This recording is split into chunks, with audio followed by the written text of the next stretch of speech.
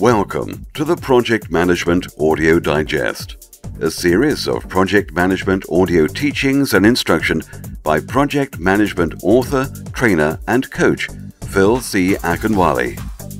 No part of this publication may be reproduced, transmitted, transcribed, stored in a retrieval system in any form or by any means without the written permission of Praizion Media, LLC.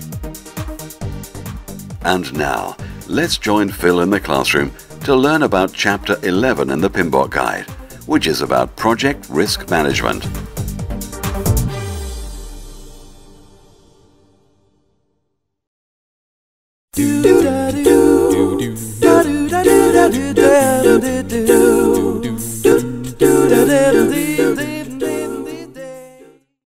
Hello and welcome to a rapid review of the PMBOK Guide 6th edition.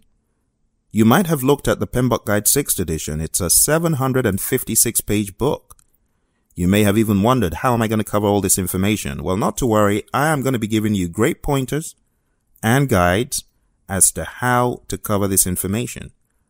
And extremely valuable will be our very succinct reviews of the different chapters and processes from chapters 4 to 13. So let's jump straight into the PMBOK Guide. Now I must tell you, I am also using one of my books, The Time Machine Project. I'll be reading from that to make it a little bit more interesting. And I will also be reading from the Agile Practice Guide when we get to the relevant sections. So once again, welcome. Let's jump into page 1. The PMI gives you a review of what projects are straight there on page 1. The pyramids of Giza, the Olympic Games, the Great Wall of China, the Taj Mahal, and so on. So what is a project? It's an endeavor that we undertake to deliver a deliverable. What do I mean by a deliverable? Well, a deliverable is a product, a service, or a result. And that is why we run projects, to deliver value in the form of these deliverables, products, services, or results. Let's move beyond that and talk about the purpose of the PMBOK Guide, section 1.1. So what is the purpose of the PMBOK Guide? Well, it's a standard for the project management profession. Various bodies of project management exist. The PMI is one of such bodies, and the PMI published the PMBOK Guide. PMBOK stands for Project Management Body of Knowledge. So we call this standard the PMBOK Guide. And that standard was developed by the PMI, published by the PMI, and it's been extremely helpful in guiding people in the world in project management. 1.1.2 discusses the common vocabulary that the PMBOK Guide affords you. So it's great when you're in the same organization as other folks and you use common terminology, common language. Also, the Code of Ethics and Professional Conduct, framed by the PMI, gives project managers a guide as to what is acceptable and expected behavior. In the risk management knowledge area, we begin with our risk management plan. And this is going to define all the elements of having the right level of risk management activities for your project. Some projects may have very high-level needs for risk management. Others may just need people to get in a room once a month and think, hey, what's going to happen next? Can we bear that? So the risk management plan is all about setting the vocabulary and the tone and making sure that you are going to be able to appropriately manage the threats and the opportunities that are going to come your way.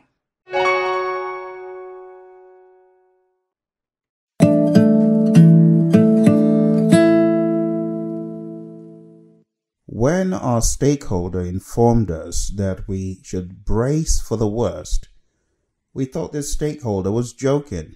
The stakeholder told us that a certain weather-related risk was going to occur. Being in Arizona, we chuckled. What could happen in Arizona? The worst that could happen is it's hotter than 120 degrees, which isn't going to affect us working on a site digging for munitions.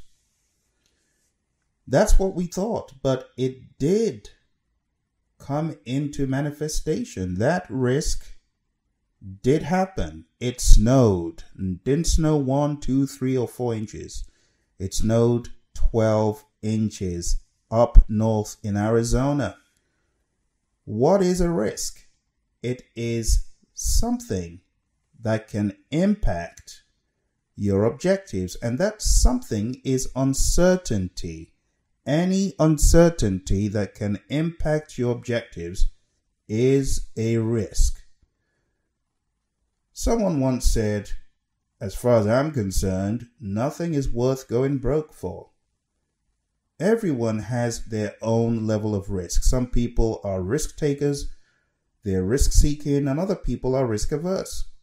Someone says, I don't want to be a pioneer. Never be a pioneer. It doesn't pay. Let the other man do the pioneering, and then after he's shown what can be done, do it bigger and more quickly. But let the other man take the time and risk to show you how to do it, said Leo Bakeland, founder of Bakelite Corporation.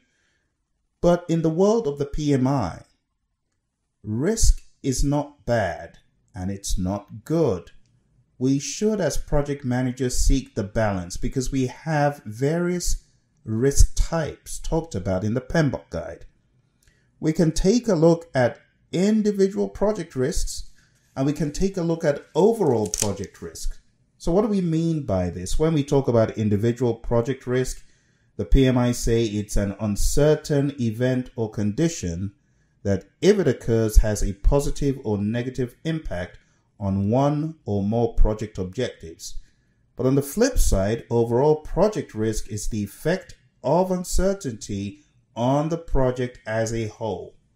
Some organizations take calculated risks. Some take no risk at all. Some people want other people to do the pioneering, and other people don't want to do anything. But when you take a look at risk, you should have a balanced view to it, because without risk, there's no reward. Academy Award winning actor George Kennedy reached stardom only after he made a very difficult decision to change the course of his life. He was in the army. If you've been out of work like I have for more than 9 months, you know that it's no joke. It becomes exceedingly risky to live without funds. A man complaining to his family member, I'm not having much luck with jobs lately. I couldn't concentrate in the orange juice factory. I wasn't suited to be a tailor. The muffler factory was just exhausting, and I couldn't cut it as a barber. I didn't have the patience to be a doctor, and I didn't fit into the shoe factory even though I put my soul into it. The paper job folded, pool maintenance was too draining, and I got fired from the cannon factory. I just couldn't see any future as a historian.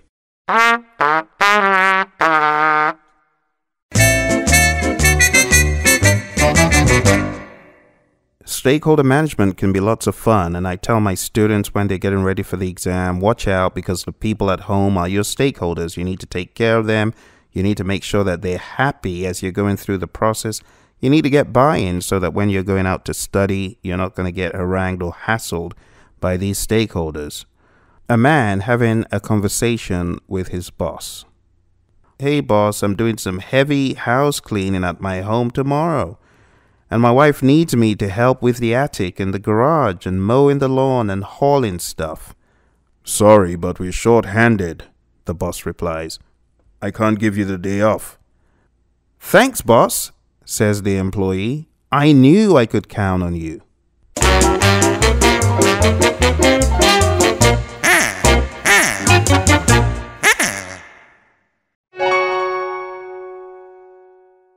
Monitor stakeholder engagement is our monitoring and controlling process where we're taking a look.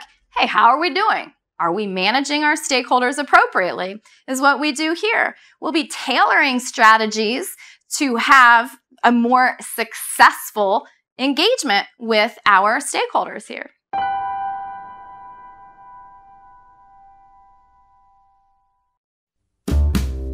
Project Management Process Group Scenarios. Chapter 1.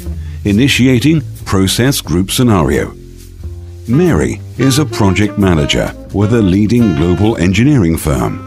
The firm's two largest clients just merged, and where there are mergers, there are sure to be new endeavors, also known as projects.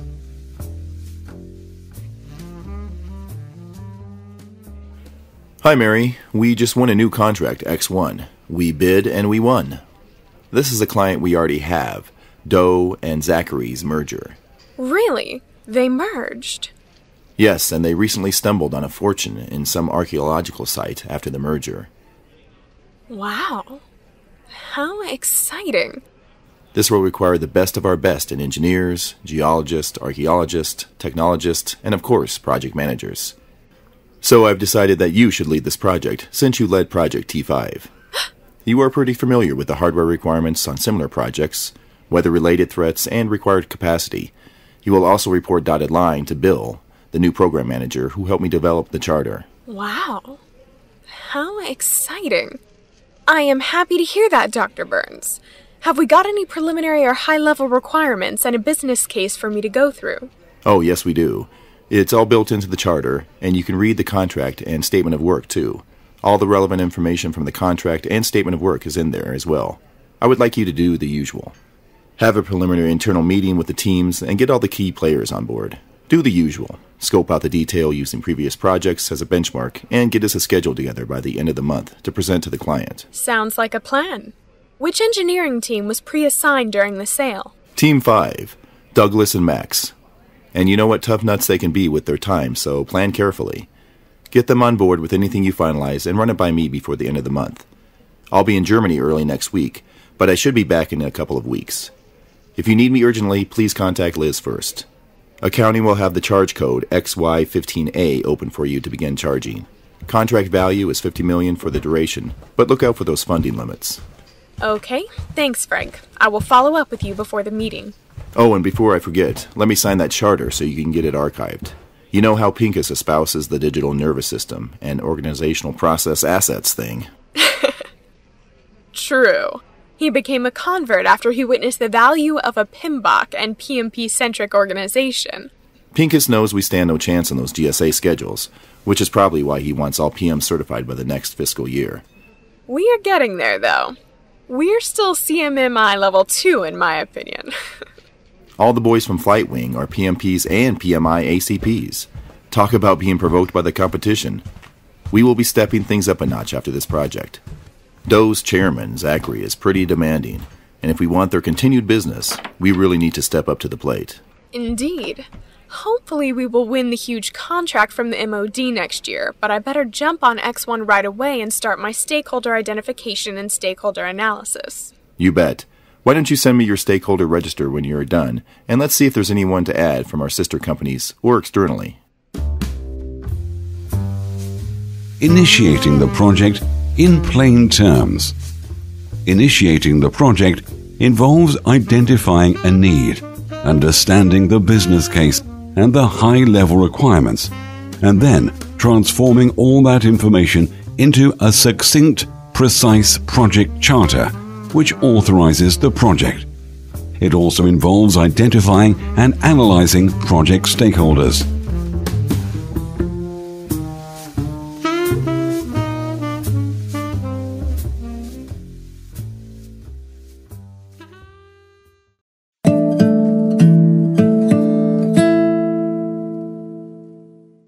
There I was in my cubicle, minding my own business, or so I thought, thinking I was doing what was right, focusing on the tasks at hand in my project. Before that incident, I had seen this character meandering through the stairways, walking down the corridor, and I wondered, who's he? Never seen him before. Well, I went back to my business and ignored this character who I had seen on several occasions. On one incident, I saw this character go into an office and sit down behind a desk, but that office belonged to someone else, a lady who I knew to be the boss of the current project I was on. That fateful day, as I continued my work in my cubicle, all of a sudden, I heard a loud voice coming from that office. It was him, the guy I had seen so many times walking up and down. And what came out of his mouth absolutely surprised me. Who the heck is Phil? I've not even seen that guy anywhere. He doesn't even tell me about his projects, doesn't tell me how things are going. I can't even believe you put this character on the project. Lo and behold, I learnt the hard way that there was a new sheriff in town, and I had done very poorly about identifying the new sheriff, my new stakeholder. Welcome to the world of Identify Stakeholders.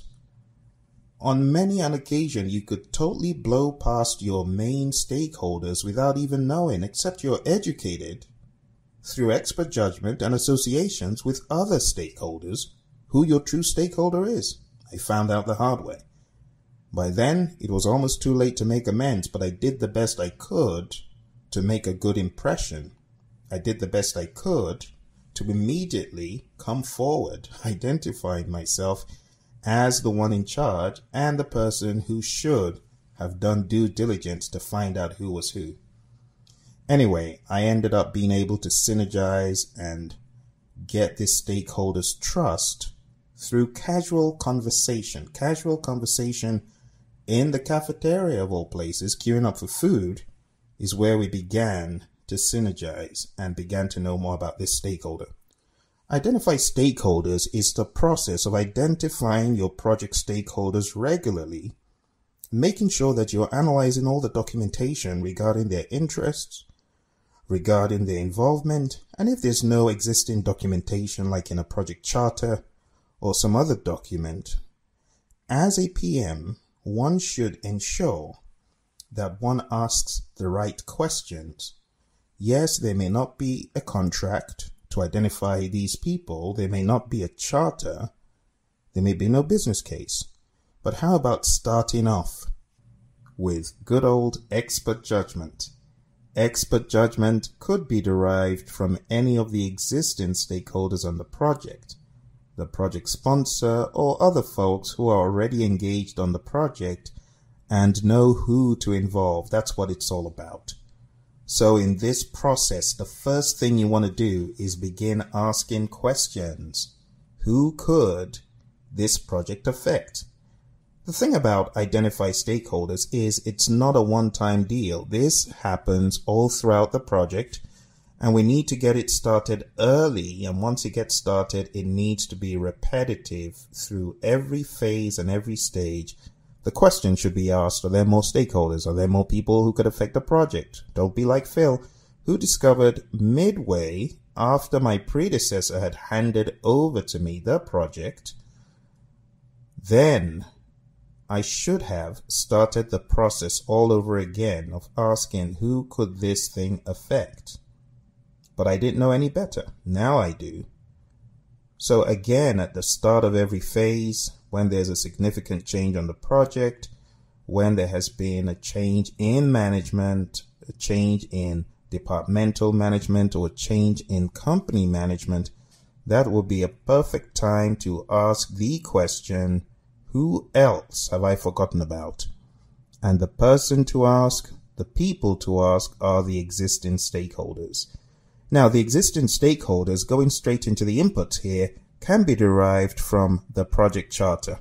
The project charter identifies the key stakeholder list, and the key stakeholder list has a listing of existing stakeholders and perhaps even a bit about their responsibilities. So this could be a great starting point to build on regarding information about these stakeholders in the stakeholder list, and then begin to use them to recruit or identify other stakeholders that can be impacted by the project.